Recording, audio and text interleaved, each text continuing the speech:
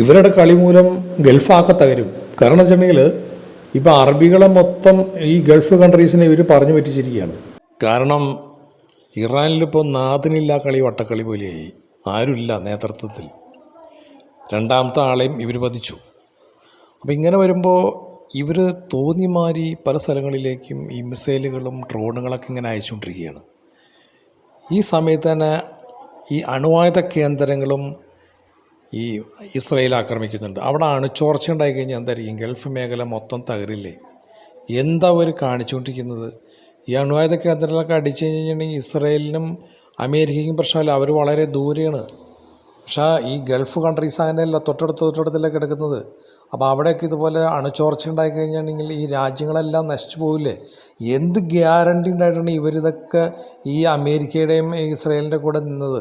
Netanyahu ഇപ്പോൾ എവിടെ ഒളിച്ചിരിക്കുകയാണ്? ട്രംപാണ് ഇപ്പോൾ സംസാരിച്ചുകൊണ്ടിരിക്കുന്നത് ഇടയ്ക്കിടയ്ക്ക്. ഇത് രൂക്ഷമായ പ്രശ്നങ്ങളിലേക്ക് വന്നുകൊണ്ടിരിക്കുകയാണ്. ആർക്കും തടുക്കാൻ പറ്റാത്ത അവസ്ഥയിലേക്ക് വന്നിട്ടിരിക്കുകയാണ്. പെട്ടെന്ന് ഈ യുദ്ധം നിർത്തിച്ചില്ലെങ്കിൽ മാരകമായ അപകടത്തിലേക്ക് വരും. ഗൾഫ് കൺട്രീസ് ആകെ തകർന്നു പോകും.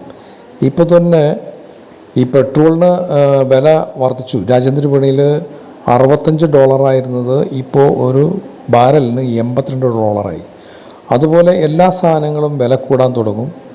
ഇവിടെ ഇനി ഈ അണുചോർച്ച ഉണ്ടായിക്കഴിഞ്ഞിട്ടുണ്ടെങ്കിൽ ഈ അണുകേന്ദ്രങ്ങളൊക്കെ അണു ആയുധങ്ങൾ ഉണ്ടാക്കുന്ന കേന്ദ്രങ്ങളൊക്കെ ഈ ഇസ്രയേൽ അടിക്കുന്നുണ്ട്. അവിടെ അണുചോർച്ച ഉണ്ടായിക്കഴിഞ്ഞാൽ ഗൾഫിൻ്റെ ഗതി എന്തായിരിക്കും? എല്ലാ സ്ഥലത്തും ഇത് പടർന്ന് ഞാൻ എന്ത് ചെയ്യും? അടിക്കുന്ന രണ്ട് രാജ്യങ്ങളും കിലോമീറ്ററോളം അകലെയാണ്. ഇത് വലിയൊരു വിപത്തിന് കാരണമാക്കോ എന്നുള്ള ആശങ്കയിലാണെന്ന് ലോകം. ജനങ്ങളെല്ലാം ഭയന്നിരിക്കുകയാണ്. കാരണം ഇതുപോലെ ഈ അണുചോർച്ച ഉണ്ടായിക്കഴിഞ്ഞാൽ ഇവർക്കിപ്പോൾ എന്തും ചെയ്യാവുന്ന ഒരു രീതിയിലേക്കാണ് ഇറാൻ പോയിക്കൊണ്ടിരിക്കുന്നത്. എല്ലായിടത്തും അവർ പൂശിക്കൊണ്ടിരിക്കുക. ഇങ്ങനെ പൂശിക്കഴിഞ്ഞാൽ ഇനി ഇവിടെ അണുവായുധം ഉണ്ടോയെന്നൊന്നും ആർക്കറിയില്ല. ഉറപ്പൊന്നുമില്ല. ചിലപ്പോൾ ഇല്ലാതിരിക്കാം, ചിലപ്പോൾ ഉണ്ടാതിരിക്കാം. അമേരിക്കയൊക്കെ ഊഹം വെച്ച് തട്ടണേ, ഇസ്രായേലും. അപ്പോൾ ഇതൊക്കെ ആളുകൾ വിശ്വസിച്ച്, ഈ രാജ്യങ്ങളൊക്കെ വിശ്വസിച്ച് ഇവർ പിന്നിൽ നിന്നിട്ട് ഇപ്പോൾ ഗൾഫ് കൺട്രീനൊക്കെ രക്ഷിക്കാൻ വേണ്ടി ഇവരുടെ എല്ലാ താവളങ്ങളും ഈ ഗൾഫ് കൺട്രീസിലുണ്ട്.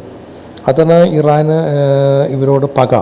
പക്ഷേ ഈ താവളങ്ങളൊക്കെ ഉള്ളപ്പോൾ തന്നെ അത് നിങ്ങളുടെ രാജ്യത്തിന് ഒരു സംരക്ഷണം ഞങ്ങൾ നൽകുന്നു എന്നുള്ള ഒരു രീതി അവലംബിപ്പിച്ചിട്ടാണ് ഈ അമേരിക്ക ഇതൊക്കെ ചെയ്തിരിക്കുന്നത്. പക്ഷേ ഇപ്പോൾ യുദ്ധം വന്നപ്പോൾ ഇവരുടെ സഹായമില്ലല്ലോ ഇവർക്ക്. അപ്പോൾ ഇതുപോലുള്ള തട്ടിപ്പാണ് അമേരിക്ക ചെയ്തുകൊണ്ടിരിക്കുന്നത്. ഗൾഫ് രാജ്യങ്ങൾ ഇപ്പോൾ ആകെ ഭയന്നിരിക്കുക. അവരിപ്പോൾ ആരോട് എന്ത് സംസാരിക്കും എന്നുള്ള ഒരു അവസ്ഥയിലേക്ക് എത്തിയിരിക്കുകയാണ് ഇവർ കാരണം. ഇനി ഏത് രീതിയിൽ ഒമാനൊക്കെയാണ് മധ്യസ്ഥ വഹിച്ചുകൊണ്ടിരുന്നത്. ഇപ്പോൾ ഒമാനെയും ഈ ഇറാൻ ആക്രമിക്കുന്നുണ്ട്. അതായത് അവിടെ നാഥനില്ലാതെയായി.